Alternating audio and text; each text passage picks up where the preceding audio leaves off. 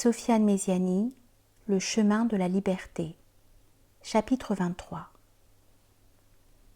Il grimpa jusqu'à cette porte qui s'était étrangement entr'ouverte, la poussa et entra prudemment dans une pièce quelque peu similaire à la précédente.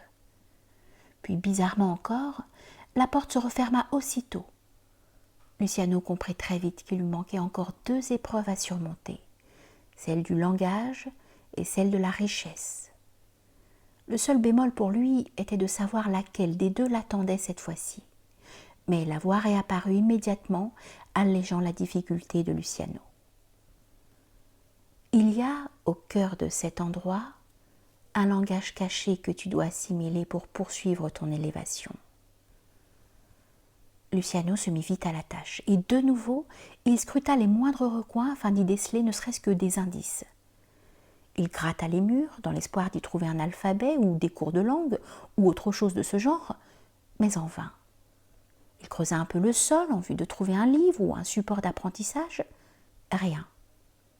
Pris de fatigue, il finit par se laisser tomber. Puis il se mit à réfléchir pour tenter de trouver une issue à son problème. Toujours rien. En sus, apprendre une langue était beaucoup plus complexe que de trouver la compagne, d'autant plus que cela nécessitait un temps considérable. Il n'était donc pas prêt d'en sortir. Cependant, il savourait pleinement sa nouvelle compagnie, la solitude.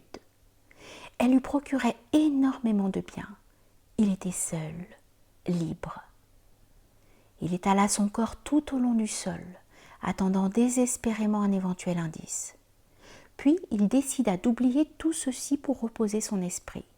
Il n'avait jamais connu un tel calme. Lui qui était habitué au bruit, aux sirènes de police, aux crissements de pneus, ce fut un instant apaisant. Que cela perdure, se disait-il. Il en avait tant besoin. Le calme, un silence qui lui permit de mieux entendre son âme, son souffle originel.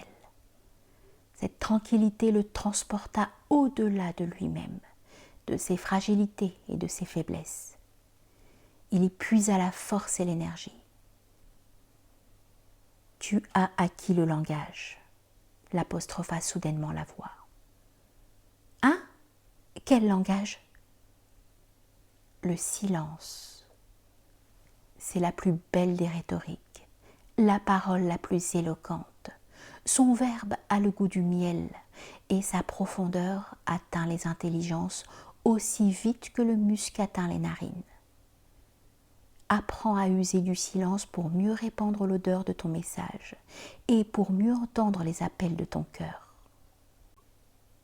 Le bruit du monde empêche les êtres humains d'écouter leurs aspirations, la voix de la foi. Il faut parfois se réfugier dans le silence en se libérant des sonorités extérieures pour mieux entendre sa mélodie intérieure. Puis, d'une roche secrète, comme fondue dans le mur de la pièce obscure, se dégagea lentement une sortie bien dissimulée donnant sur une autre grotte. La dernière, lui semblait-il, bien plus espacée et, surtout, un peu plus lumineuse.